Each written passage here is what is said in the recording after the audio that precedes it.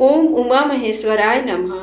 हमारे YouTube channel पर आप सभी दोस्तों का हार्दिक स्वागत है। आज हम सुनने वाले हैं सातुड़ी तीज की पौराणिक व्रत कथा। एक साहूकार था। साहूकार की पत्नी पतिव्रता थी। उस साहूकार का एक वेश्या से संबंध था। साहूकार के गलत पाप कर्मों के फलस्वरूप साहूकार को कोढ़ हो गया।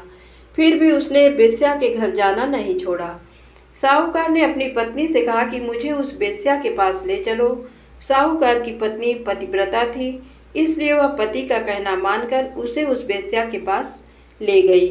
वेश्या तो पैसों की भूखी थी। वह साहूकार से धन दौलत लूटती रहती थी और साहूकार अपनी पत्नी के गहने भी ले जाकर उसको दे देता था, लेकिन उसकी पत्नी कुछ भी नहीं बोलती थी। एक बार बड़ी तीज यानी सातुड़ी तीज का दिन आया, इसलिए साहूकार की पत्नी ने उपवास रखा और वह उस दिन भूखी थी। साहूकार ने अपनी पत्नी से उस वेश्या के पास ले जाने के लिए कहा। उस दिन साहूकार से चला भी नहीं जा रहा था, तो वह उसे अपने कंधे पर उठाकर ले गई। वेश्या के घर पहुंचने पर साहूकार ने कहा कि मैं लौट कर आऊं, तब तक यहीं खड़ी रहना। उस दिन संयोगवश वह वेश्या खिड़की में से सब देख रही थी, तो उसने साहूकार से पूछा कि जो तुम्हें यहाँ छोड़ने आई है वह तुम्हारी नौकरानी है क्या? साहूकार ने कहा, नहीं, वह तो मेरी पत्नी है। ये सुनकर वेश्या का मन बहुत दुखी हुआ। उसने साहूकार को समझाया कि वह लौट जाए, क्योंकि आज बड़ी तीज है और तुम्हारी पत्नी ने व्रत किया होगा, उसे पूजा करनी होगी। तीज माता ने वेश्या का मन परिवर्तित कर दिया। उसने साहूकार को उसके गहने दिए और लौट जाने को कहा। साथ ही ये भी कहा कि अब वह यहाँ पर कभी लौटकर न आए। उधर साहूकार की पत्नी बाहर खड़ी थी कि अचानक तेज मूसलाधार बारिश आने लगी। वह मन ही मन दुखी हो रही थी कि उसे तीज माता की पूजा करनी है। उसी समय पानी में बहती हुई पूजा की सामग्री और नीम की टहनी वहीं पर आ गई। तब साहूकार की पत्नी ने पूजा की। तभी चांद उगाया। वह चांद को अर्घ्य देने लगी। उस समय उसका पति भी लौटकर आ गया। अर्घ्य के जल के छींटों से साहूकार का कोढ़ ठीक हो गया और वे दोनों पति पत्नी प्रसन्नता पूर्वक घर लौट गए। हे तीज माता, जैसे साहूकार की पत्नी के दुख मिटाए, वैसे सभी के दुख दूर करना। सातुड़ी तीज की कहानी कहने वाले, सातुड़ी तीज की कहानी सुनने वाले को और सभी पर अपनी कृपा रखना। सातुड़ी तीज की कहानी सुनने के बाद नीमड़ी माता की कहानी सुनकर व्रत पूर्ण किया जाता है। आइए जानते हैं नीमड़ी माता की कहानी को। नीमड़ी माता की कहानी सातुड़ी तीज या कजली तीज को सुनते हैं। इसे बड़ी तीज के नाम से भी जाना जाता है।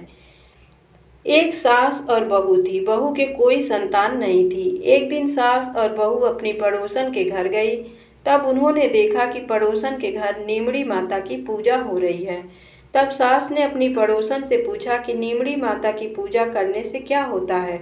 पड़ोसन ने कहा कि नीमड़ी माता की पूजा और व्रत के दिन नीमड़ी माता की कहानी सुनने से मनुष्य की सभी इच्छाएं पूरी होती हैं। तब सास ने कहा कि यदि मेरी बहू गर्भवती हो जाएगी तो मैं नीमड़ी माता को 1.25 सेर का पिंड चढ़ाऊंगी और भादुड़ी तीज का व्रत करूंगी। कुछ दिनों के बाद बहू गर्भवती हो गई। तब उसके सास ने कहा कि यदि मेरी बहू के लड़का हो जाए तो मैं 5.25 सेर का पिंडा चढ़ाऊंगी। तब उसकी बहू ने एक सुंदर बालक को जन्म दिया। जब अगले साल तीज आई तो सास ने पुनः कह दिया कि जब इसका विवाह हो जाएगा तब 1.25 मन का पिंडा चढ़ा आऊंगी। कुछ दिनों बाद उस लड़के का विवाह भी हो गया। जब तीज का त्योहार आया तो सास बहू दोनों अपनी नई बहू को लेकर नीमड़ी माता की पूजा करने गईं। सब लोगों ने तो पूजा कर ली, लेकिन जब ये दोनों पूजा करने लगीं तो नीमड़ी माता दूर की खिसक गईं। ये जितना पास जाती, नीमड़ी माता उतनी ही दूर खिसक जाती। जब नीमड़ी माता ने उनकी पूजा स्वीकार नहीं की, तब कुछ औरतों ने उनसे कहा कि आपने नीमड़ी माता को कुछ चढ़ाने के लिए बोला है क्या? तब सास ने कहा कि हाँ, बोला तो था। तब उन औरतों ने कहा कि पहले बोली हुई इच्छा पूरी करो, तभी नीमड़ी माता पूजा स्वीकार करेंगी। तब सास और बहू ने घर जाकर 1.25 मन का पिंडा बनाया और गाजे बाजे के साथ गीत गाते हुए नीमड़ी माता की पूजा की। नीमड़ी माता की कहानी सुनी। हे नीमड़ी माता, जैसे बहू को पुत्र दिया और कृपा की, वैसी कृपा सभी पर करना।